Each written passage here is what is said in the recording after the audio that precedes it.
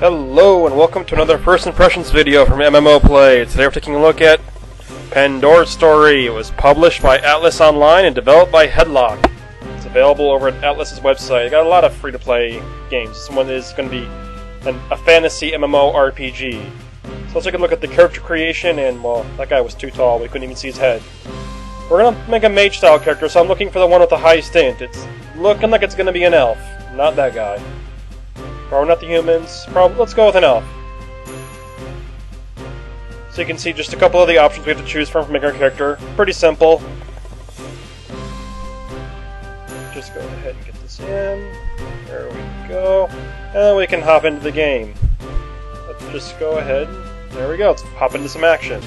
Alright, so we start in a city. It's got interesting music.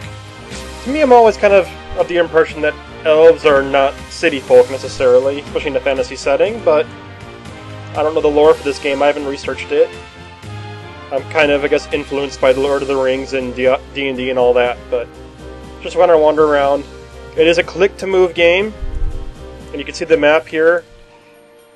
Unlike a lot of these kind of free-to-play Asian-style games, there's no just little click this spot in the quest to go automatically run to them, so we're not going to look through all of these starting quests. Most of them are just running around town. He's just kind of showing me how to move around and get where I'm going. Just kind of taking a quick peek, seeing how the city looks. I mean, the graphics are pretty nice for a free-to-play game. I kind of like the music. It's kind of upbeat. Alright, now that we've seen that intro quest, let's go and wander around a little bit. Just want to show what the loading screens look like, and then we'll hop into some combat. We don't want to sit there and watch me wander around the city for 15 minutes. So I'm trying to figure out, okay, can I click on something? No, you can't. Alright, so since we're going to be lost here, let's just cut and go into something a little more interesting. Alright, and we're back. We've wandered around town for a little while. I got a guard telling me, hey, before you go out, just so you know. And then those little dots indicate a zone. Pretty fast load times. Nice little cutscene the first time you leave. Clouds look pretty nice, actually. Kind of got a Roman feel, I guess.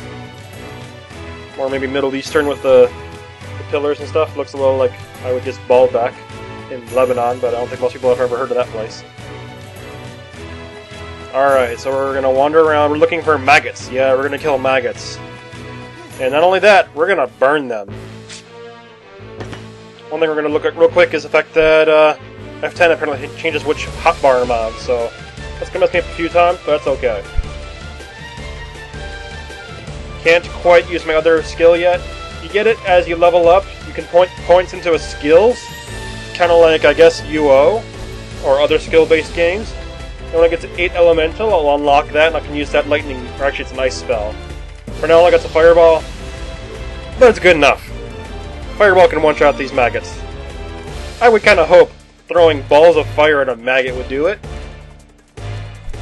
And we gotta kill, I believe, 6 of them for this quest. Wandering around. You see we can pan while we're moving. This is click to move, I have time to pan. That's easy enough.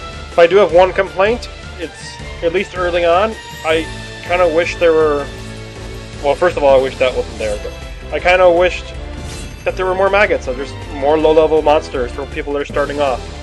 It's kind of hard to start a new game when you can't complete a quest. I mean, it's not a huge deal, but a lot of times that's your first impression of the game. That's what this series is all about, and if I can't find anything to do, it can get a little frustrating, but it's not that bad. I mean, think of any MMO where you first release, thinking of like a World of Warcraft and a new expansion comes out, and dealing with the population in the zone.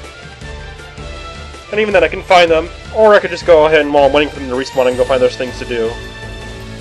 You see I just leveled up, I put more points into my int, and I'm putting more points into Elemental. The whole goal is I want to hit things hard, and I want to be able to cast that new spell. We're not going to see it today though, it'll take a little while to level up. Let's take a look at a higher level monster. Another small issue is you can cast a spell when you don't have line of sight. It'll take away your mana, but it won't cast. Not a huge problem.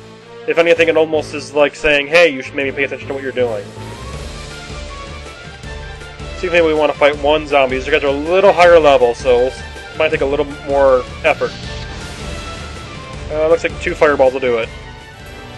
Like the game, check it out. It's available for free over at Atlus Online. Like the content, stay tuned to this video and others just like it from MMO videos. No, you can't melee's a mage. That's better.